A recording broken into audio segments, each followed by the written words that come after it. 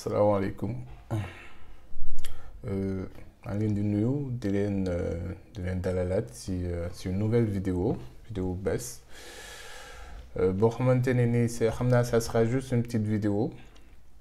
bu ndaw boo xamante ne ni j'avais pensé à le faire si pour partager ak mbokku taalibe yi c'est-à-dire benn état d'esprit benn mindset parce que dama gis ne j'ai remarqué on va dire beaucoup de gens yoo xamante ne ni dañuy bëgg a lancer wu dans l'entrepreneuriat dans le business dañuy bëgg aussi adopter modèle Mame Cheikh Ibrahima Fall Lamp Baboul Mouridine mais ils pensent que c'est aussi facile que ça. Man, je vais pas me mentir. Je vais pas jouer tout ce qui est bisounours. Je vais pas vous dire aussi que en un seul clic et ñëw rek lancer et tout affaire ça marche. Non, ça se passe pas comme ça et ça a jamais été comme ça d'ailleurs. Donc ñi nga xamante ne ni ils ont su à mettre des choses en place ñëpp c'est-à-dire ils sont passés sur des bases. Les choses yoo xamante ne ni il faut nga jaar si et aussi en parallèle des sacrifices à faire. Donc loolu aussi c'est très important pour nga bañ a perdre ce temps déjà. Si tu es une personne boo xamante ne tu veux entreprendre, tu veux mettre des choses en place, il faut savoir que c'est pas quelque chose de facile. Donc loolu dafa baax nga xam ko au début, donc de ce fait booy continuer nga persévérer avec l'endurance et tout. Si t'es pas prêt pour ça, tu te retires. Donc c'est très important. Dafa amoon benn entrepreneur bu mag boo xamante ne ni dafa demoon ci benn université. Il y avait des jeunes entrepreneurs, des jeunes futurs entrepreneurs. Bi ñu ñëwee di ko poser question ñu ne ko ñun de dañ bëggoon xam c'est-à-dire comment faire pour entreprendre. La première question, c'est-à-dire la première question et la première réponse bu mu leen tontu, c'est tout simplement que entreprendre, c'est pas facile, c'est très dur. Il a fait exprès de les, c'est-à-dire tontu leen noonu pour ñi nga xamante ne ni ils sont prêts à continuer à persévérer ñu rester ñi nga xamante ne ni déjà dans leur tête xam nañ ne lii kat du seen yëf ñu mën a arrêter ou bien bañ a perdre seen temps en fait. D'accord? Donc c'était ça que ñu xam ne il va falloir faire des sacrifices. waaw dina am ay guddi yoo xamante ne ni tu vas pas dormir. C'est-à-dire des sorties et beaucoup de choses yoo xamante ne ni donc tu vas devoir les mettre de côté. Si tu veux exceller, je dis. Si tu veux exceller, si tu veux des résultats, par exemple, imagine que j'ai un business en ligne, wala ma am sama élevage, wala ma am sama agriculture, mais il va falloir que je consacre du temps là-dessus, premièrement. Deuxièmement, il va falloir que je sors de ma zone de confort. Mooy li ñuy tuddee c'est-à-dire que bëri na nit yoo xamante ne nii dañuy bëgg lu ñuy tuddee lu nooy dañuy bëgg nekk seen zone de confort bëgg ne dañu bëgg ay résultats ci non seulement domaine bi ñu nekk nga nekk salarié wala yaa xam noo mënti nekk donc c'est pas possible. D'accord? Donc il va falloir faire des sacrifices. waaw il va falloir faire beaucoup de sacrifices. waaw énormément parce que qu'on se dise la vérité nañu waxante dëgg bu fekkoon lu yomb la kon tout le monde l'aurait fait. On est d'accord? C'est-à-dire si c'était aussi facile que ça kon ñëpp nekk ay entrepreneurs kon ñëpp nekk ay millionnaires. Mais c'est pas aussi facile que ça. Loolu moo tax il y a que 3% des gens qui le font. Donc 97% des gens yëpp ils font autre chose. Qu'est-ce qu'ils font? Ils regardent la télévision, ils regardent Netflix. Et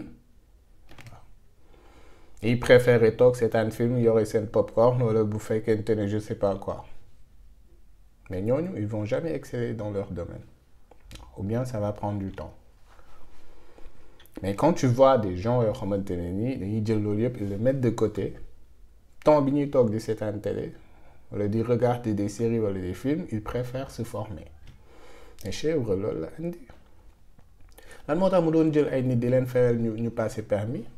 lan moo taxoon mu jël ay doomam dugal leen école. Mais ça, ce sont des sujets de réflexion. C'est très important. lan moo tax ñi nekkoon ak moom amuñu woon temps de distraction. Parce que il voulait quelque chose. moo tax bu amee bu fekkente ne da nga bëgg lu kenn amul da nga war a def lu kenn deful. Et loolu c'est super important. Man mi personnellement le temps bi may dem naan damay seetaan ay séries ou bien damay je sais pas quoi man xaw ma man déjà je regarde même pas la télévision. Je ne regarde même pas la télévision parce que j'ai pas le temps. Honnêtement, c'est pas parce que non, c'est tout simplement dama amul jotu toog jàkkaarloo ak télé damay seetaan télé. J'ai pas le temps de suivre des séries sur Netflix. aw ma ko. C'est-à-dire temps boobu noonu man dans ma tête ce qu'on appelle le mindset et le mindset c'est hyper important moom laa doon wax ci vidéo précédente bi le mindset boo ko amee mu nekk sa bopp tu te dis en tête que temps bii nii may passé di seetaan série bàyyi ma dem ma formé wu ko bàyyi ma dem ma lire ci ay livres bàyyi ma dem ma auto formé wu ci benn sujet bu précis. bu nekkee salarié par exemple tu es manager tu es je sais pas quoi wala mécanicien wala menuisier non bàyyi ma dem ma formé wu ci de comment faire de nouvelles choses ci menuiserie wala ci bois wala ci mécanique am na lu ma të bon temps bii nii bàyyi ma dem ma formé wu ci loolu mais loolu aujourd'hui ñëpp mën nañ ko YouTube mi ngi fii. Ça fait partie des plus gros moteurs de recherche. C'est àdduna bi après Google, c'est le deuxième. Donc aujourd'hui amul dara loo xamante ne ni mën na la të wala mën na la bloquer.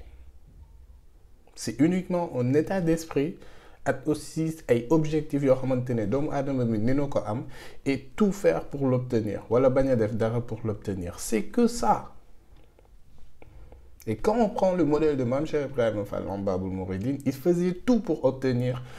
c'est-à-dire pour atteindre ses objectifs, pour obtenir ce qu'il voulait. ndax ku toll ni Sëñ Tuubaa ci premier gisante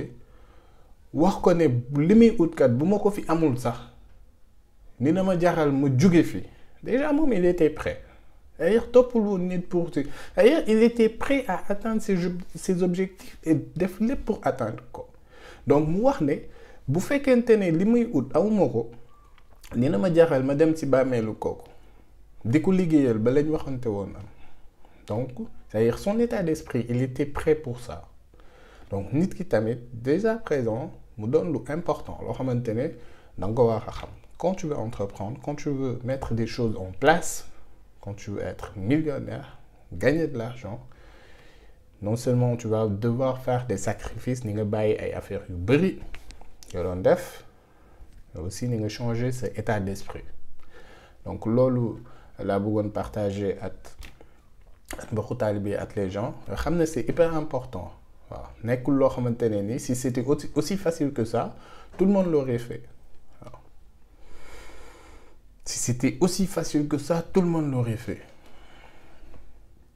Honnêtement aujourd'hui tey dafa am fu ma sama benn maman bu ma waroon seeti mais aw ma temps bi jot bi aw ma ko j'ai même pas le temps quand tu es entrepreneur c'est comme ça bon enfin on va dire après au début c'est comme ça waaw am na ñoo xamante ne je sais pas le PDG de Apple da doon wax ne yaayam sax moo ko doon woo di ko fàttali ne da nga wax a lekk tellement il était concentré focus sur ses projets et ça c'est important et Mame Cheikh Ibrahima Fall il était comme ça waaw il était comme ça koo xamante ne nii ci 2 ans et demi nga atteindre ce premier objectif bi gën a rëy mooy ngërëmal Sëñ Tuubaa loo xamante ne nii ci logique ça devrait prendre 7 ans 10 ans 20 ans 30 ans yow nga am ko ci 2 ans et demi. Ça, c'est extraordinaire. Maintenant, la question, c'est comment il a fait. c'est bien beau de dire waouh 2 ans et demi la am ngërëmal Sëñ Tuubaa am koo xamante ne def na fa 10 ans doog am nga mais comment il a fait? Mais loolu c'est un sujet de réflexion foo xamante ne logique 10 ans nga fa war a def nga def fa 3 ans mais du ñu laaj si c'était les Français c'est comme ça qu'il allait réagir dañuy laaj dañ leen yow lii c'est-à-dire ci yoon teguwul ci yoon logiquement c'est-à-dire nekkul lu logique maintenant ils vont creuser pour savoir qu'est-ce qui s'est passé mais ñun duñ ko def loolu moo tax je dis pas qu'on est derrière mais c'est dommage waaw c'est très dommage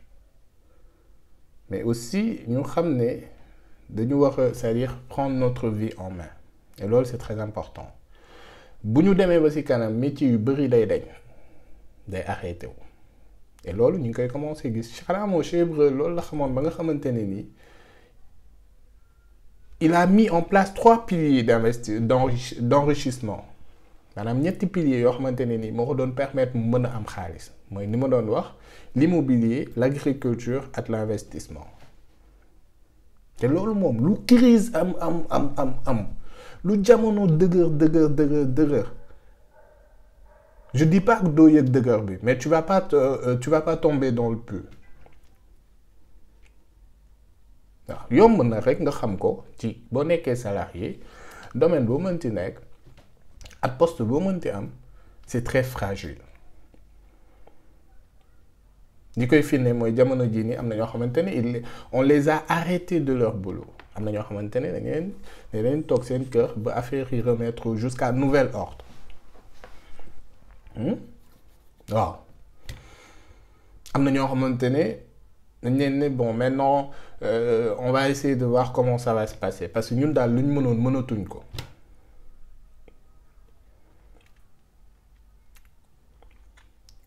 donc c'est hyper important ñu xam ne d'ici 20 ans d'ici 50 ans d'ici 100 ans am na ay métiers yoo xamante ne ni dafay disparaître pourquoi parce que ñu ngi commencé instaurer ci boppu doomu aadama yi que toog sa kër di liggéey c'est possible de par des logiciels des applications et tout donc liggéey yi nga xamante ne nii fii ak ci kanam mën nañ ko def à la maison dootul jarati ñu jël nit mu koy def sur place physiquement loolu c'est très important nit ñi xalaat ko bàyyi ci xel nga xam ne lépp luy secrétariat waaw diw sama secrétaire la nii nga kii des na tuuti c'est-à-dire liggéey boobu noonu dootul am et commencé na d'ailleurs parce qu'il y a des applications des logiciels uniquement pour ça waaw yoo xamante ne Google defoon nañ ci benn documentaire te loolu ça fait xawma ñaata at ñu ngi ci projet boobu et lancé nañ ko sax je pense nga xamante ne nii mooy jàngal doomu aadama c'est-à-dire mooy rappeler nit ki tey bon da nga war a dem fii da nga war a jëndi lii kii woon na la jot nga mail bi waxoon nga ko tontu date bi tu dois faire ça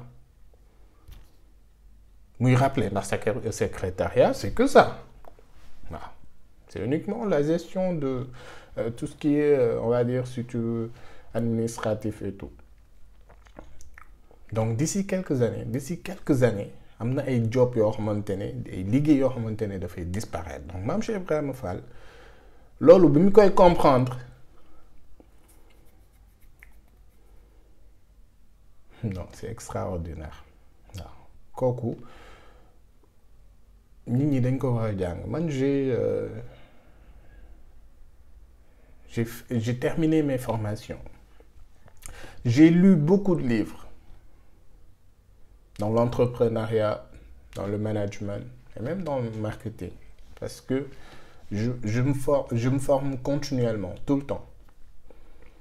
mais c'est-à-dire quand je fais la synthèse des choses damay gis ne Mame Cheikh Ibrahima Fall li mu andi mettre ko en place ñële loolu la ñuy wax ba am ci ay best-seller donc Mame Cheikh Ibrahima Fall bu doon bind ay livres ay best-seller lay am c'est-à-dire livre bu mu génnee best-seller lay nekk il y aura des millions de ventes livre bu mu génnee rek best seller lay nekk loolu man maa leen ko wax waaw te ñooñu liñ si andi du matul un quart li Maam Cheikh Ibrahima Fall andi wane ko donc c'est très important c'est hyper important ñu xamee ko noonu donc comme je disais au début entrepreneuriat balaa doomu aadama di perdre temps et tout na xam ne il va devoir faire des sacrifices waaw loolu ni leen si ñëw après mais il va devoir faire des sacrifices il va devoir prendre des risques yoo xamante ne nii da nga bàyyi sa dynastie royale nga bokkoon ci famille buur tedd lépp wër la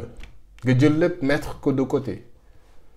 fas yéene toroxlu loolu yombul non loolu moom ku la ne yomb na rek daf ko dundul loolu moom c'est pas facile du tout donc c'est très important ñu xamee ko noonu ba nga xamante ne nii képp ku ci bëgg a lancer wu rek tu te prépares psychologiquement sur ça maa ngi leen sant di leen gërëm ci teew bi ngeen teewlu vidéo bi ñu joxante dig daje ci beneen vidéo incha allah jaa ngeen jëf.